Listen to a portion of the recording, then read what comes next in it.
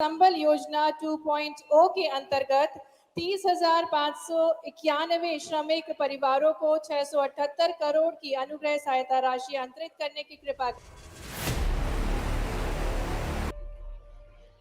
स्वर्गीय राजमाता सिंधिया विमानतल के लोकार्पण के अवसर पर हमारे महामहिम राज्यपाल माननीय मंगूभाई पटेल जी,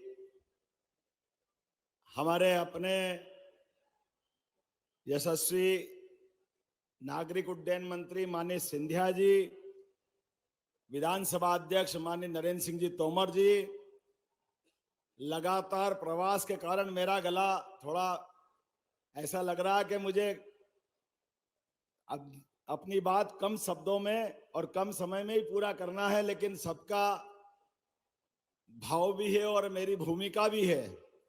पूरा मंच सबको प्रणाम करते हुए जोरदार तालियां बजाएं समूचे अतिथियों के लिए। और आज का दिन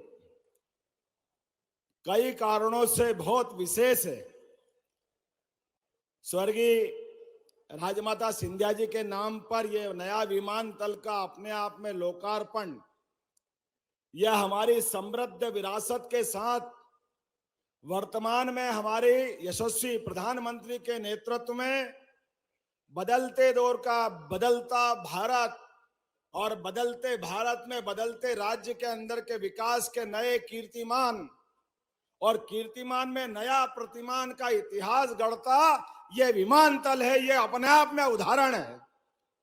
जितना इसका गौरवशाली इतिहास ग्वालियर का है, उतनी कलात्मकता के साथ अंदर की सारी एक एक चीजों पर जो काम किया गया है वो वाकई अद्भुत है।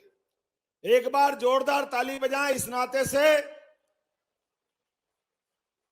कि राजमाता जी के जीवन का जो उनने अपने जीवन की एक धारा बनाई थी, जो उनका व्यक्तित्व था, उसके आधार पर और आज एक और सुखद संयोग है, विकास के मामले में स्वर्गीय श्रीमंत माधवराव सिंधिया जी का भी इनाम पूरे देश में अत्यंत सम्मान से लिया जाता है। एक बार उनको भी हम स्मरण कर रहे हैं।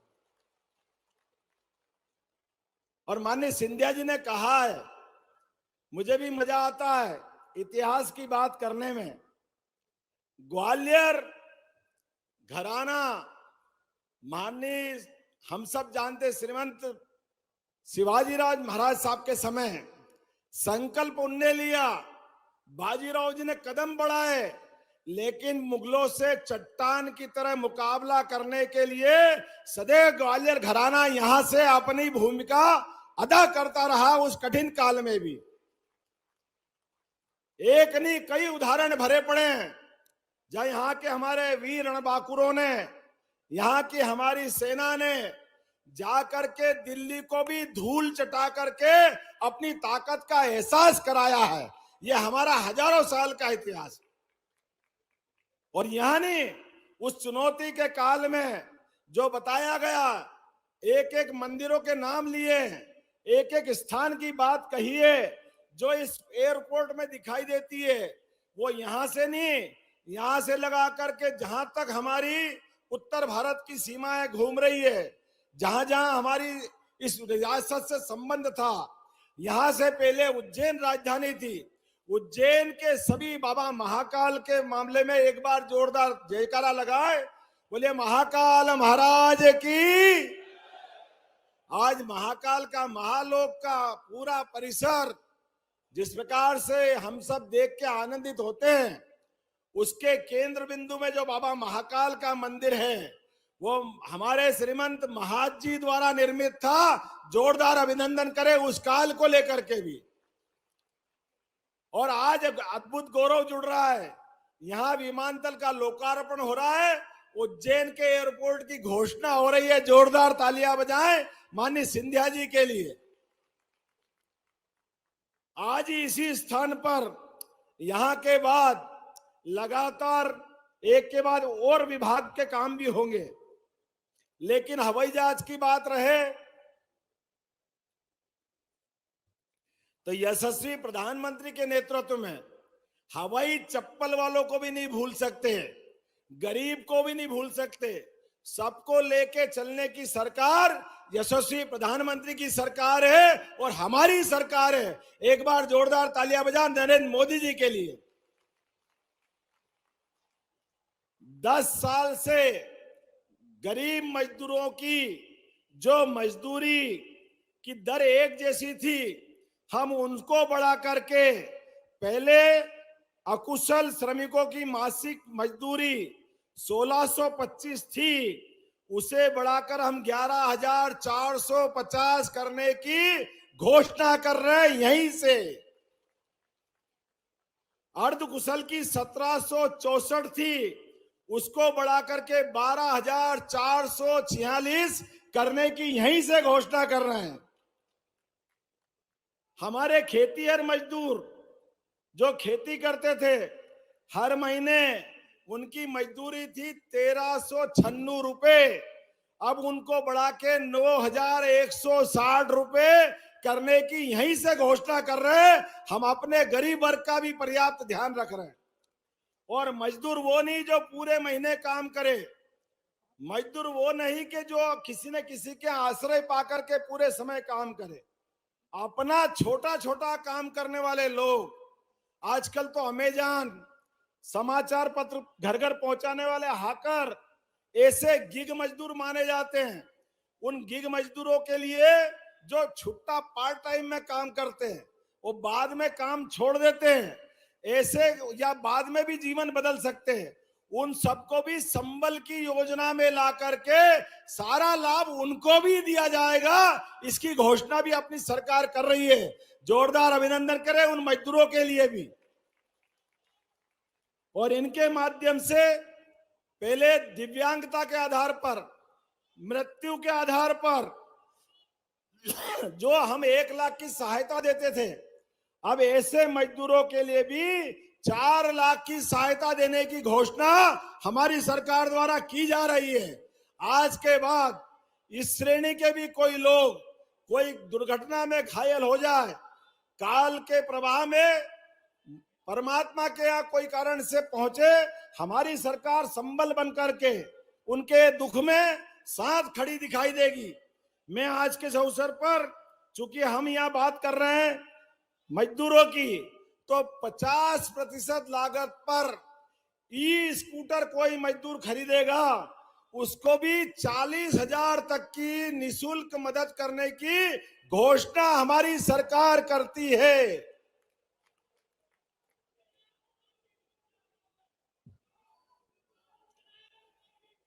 लाइन से घोषणाएं तो बहुत सारी है।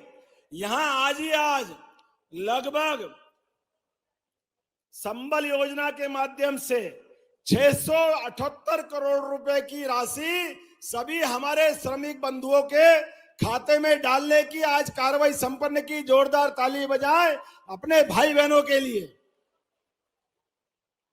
विभिन्न विभागों के 31.62 करोड़ के 257 विकास कार्यों की भी यहीं पर लोकार्पण करने की कार्रवाई की गई है। आज जहां हमने इस एयरपोर्ट पे स्वर्गीय राजमाता सिंधिया का इतिहास कौन नहीं जानता है, स्वर्गीय महाराज माधवराव सिंधिया को कौन नहीं जानता है।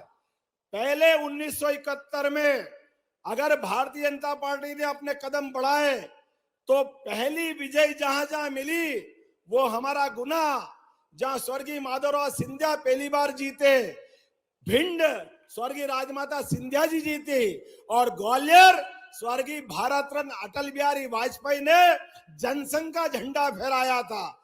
ग्वालियर की धरती वो अद्वितीय धरती है जिसके आधार पर भारतीय जनता पार्टी ने, जैसे एयरपोर्ट धीरे धीरे बढ़ रहा है, ऐसे भारतीय जनता पार्टी जनसंघ के जमाने से धीरे धीरे जब बढ़ने लगी तो सबसे पहले आश्रय जहां मिला, ऐसी स्वर्गीय राजमाता सिंधिया जी का आश्रय मिला। जोरदार तालियां बजाएं हमारी अपनी राजमाता के लिए, जिनके नाम पर यह हमारा एयरपोर्ट का शुभारंभ हुआ है। वास्तव में जब मां की प्रतिमा हमारे सामने दिखी तो लगा कि वास्तव में हमारी अपनी राजनीतिक यात्रा का ये वात्सल्य मिल गया। ये प्रेम मिल गया। आज के इस अवसर पर महामहिम हमारे बीच बैठे हैं, जोरदार अभिनंदन करो माननीय महामहिम हमारे भंगूभाई पटेल साहब का, जिनका सदैव अच्छे कामों में इसी प्रकार का आशीर्वाद मिलता है। और आज यहाँ के बाद कोर्ट बिल्डिंग लगभग 111 करोड़ की लागत से विभिन्न प्रकार की कोर्ट बिल्डिंग का लोकार्पण होगा और अनेकानेक कार्यक्रम है। लेकिन कार्यक्रम से हम थकने वाले भी नहीं हैं, ना रुकने वाले हैं।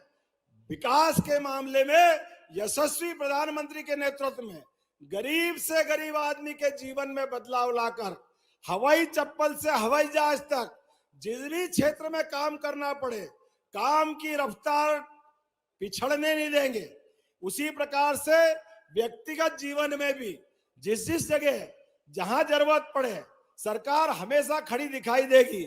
आने वाले समय में हमारे सभी देवस्थान, हमको मालूम है अभी जनवरी में अयोध्या के लिए बोलिए जय जय श्री राम, इधर से आवाज नहीं आई जय जय श्री राम, उधर की आवाज, दोनों में कंपटीशन करते जय जय श्री राम। हमको मालूम है अगर एयरपोर्ट का उद्घाटन हो रहा है तो हमारा इतिहास भगवान राम का 17 लाख साल पुराना इतिहास है। उस समय भी विमान था। राम राज्य जब आते तो राम राज्य के लिए विमान की अत्यंत आवश्यकता लगती है।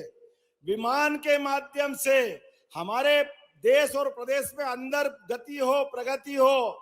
और दुश्मन आंख दिखाए तो आंख में आंख डाल करके हिसाब चुकता करने के लिए भी नरेंद्र मोदी जी के नेतृत्व में सर्जिकल स्ट्राइक में ग्वालियर से हवाई जहाज उड़े थे और पाकिस्तान की हवा निकालने का काम किया था।